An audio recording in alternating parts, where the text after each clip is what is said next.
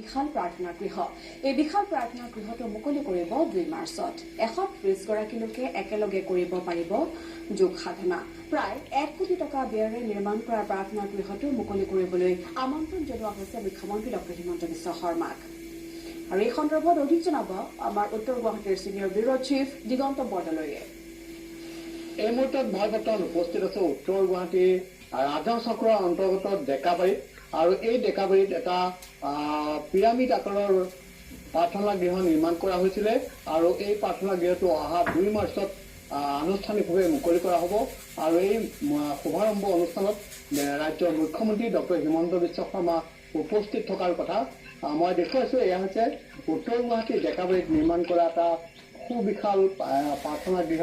এইটো পিৰামিড আকাৰত নিৰ্মাণ কৰা হৈছে আৰু এনেধৰণৰ পিৰামিড আকাৰৰ প্ৰাৰ্থনা গৃহ ৰাজ্যই নহয় উত্তৰ পূৰ্বাঞ্চলৰ কতোতে এনেধৰণৰ পিৰামিড আকাৰৰ প্ৰাৰ্থনা গৃহ আপুনি নেদেখিব।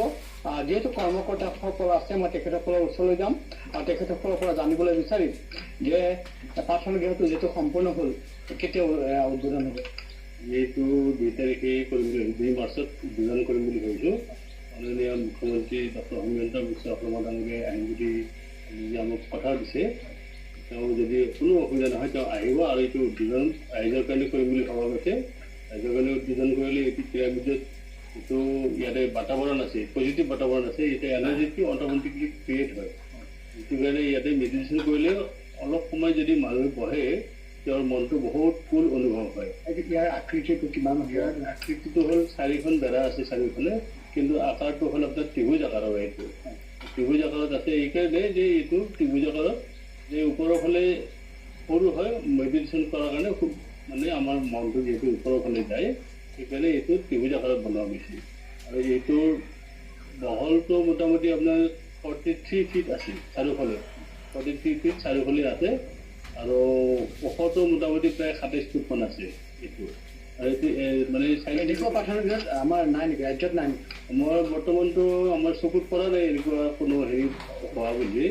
মোটামুটি এইটো আমাৰ নৰ্থ ইষ্টত প্ৰথম বুলি ভাবিছোঁ আৰু এইটো ভাবোঁ যে গোটেই ভাৰতবৰ্ষৰ ভিতৰতে এইটো ডাঙৰ বুলি গতিকে নিউজ লাইভৰ দৰ্শকে গম পালে যে ভাৰতবৰ্ষৰ ভিতৰত এটা সুবিশাল প্ৰাৰ্থনা গৃহ নিৰ্মাণ কৰা হৈছে উত্তৰ গুৱাহাটীৰ ডেকাবাৰীত।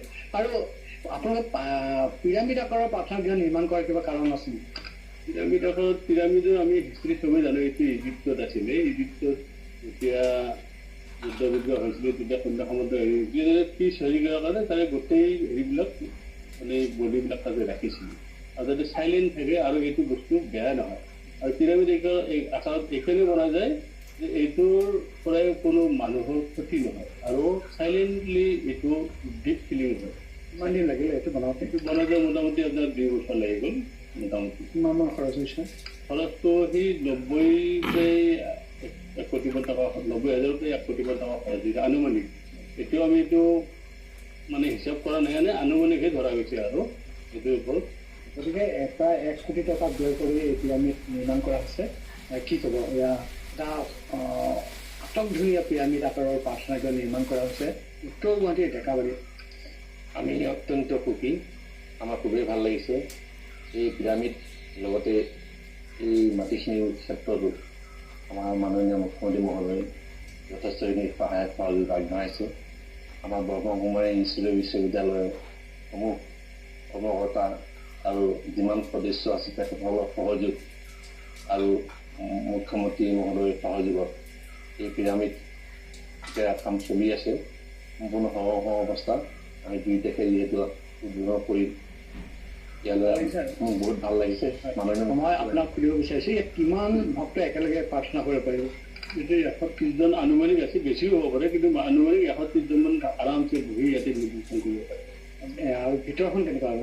শব্দ ভিতৰখন আপোনাৰ এইটো ইকষ্টিক ৱাল লগোৱা গৈছে, যিটো টাইলছ বুলি কোৱা যায়। টাইলছটো ইকষ্টিক, এইটো মানে ইক'টো বাহিৰৰ শব্দ ভিতৰত নাহে, ভিতৰৰ শব্দও বাহিৰত নাযায়। আৰু এইটো কোনো মানে আপোনাৰ বাৰ্ণ প্ৰুফ বা ৱাটাৰ প্ৰুফ, এইটো বহুত চাইণ্টিফিকেলি হেৰি আছে। সম্পূৰ্ণ বিজ্ঞানসন্মতভাৱে নিৰ্মাণ কৰা হৈছে পিৰামিড আকাৰৰ প্ৰাৰ্থনা গৃহ। কেনেকুৱা লাগিছে পিৰামিড আকাৰৰ প্ৰাৰ্থনা গৃহ সম্পূৰ্ণ হৈছে নিৰ্মাণ? ভাল লাগিছে, অতি ভাল লাগিছে। এনেকুৱা দেখিছেনে ক'ৰবাত? এনেকুৱা দেখা নাই বৰ্তমান। এতিয়া ভাল কম গোটেই ফাৰ্ষ্ট টাইম দেখা পাইছোঁ প্ৰাৰ্থনা কৰিব আহিব নে দুয়োটাই আহিব নে আহিম নিশ্চয় আহিম আৰু সকলোৱে আহিব মুখ্যমন্ত্ৰী আহিব মুখ্যমন্ত্ৰীও আহিব নিশ্চিতভাৱে বাইদেউ কেনেকুৱা লাগিছে আমি অত্যন্ত সুখী কাৰণ ইমান ধুনীয়া এটা প্ৰাৰ্থনা গৃহ আমাৰ কাৰণে তৈয়াৰ কৰা হৈছে আমি সকলোৱে এই প্ৰাকৃতিক পৰিৱেশৰ মাজত সুন্দৰকৈ প্ৰাৰ্থনা কৰি ভগৱানৰ লগত আমি যোগাযোগ কৰিম তাৰ কাৰণে যিকোনো সুবিধা দিছে তাৰ কাৰণে মুখ্যমন্ত্ৰী মহোদয়ক বহুত ধন্যবাদ জ্ঞাপন কৰিছোঁ নিশ্চিতভাৱে আৰু এনেদৰে মুখ্যমন্ত্ৰী ডক্টৰ হিমন্ত বিশ্ব শৰ্মাক কৃতজ্ঞতা হয় দিগন্ত বৰদলৈ ধন্যবাদ জ্ঞাপন কৰিছোঁ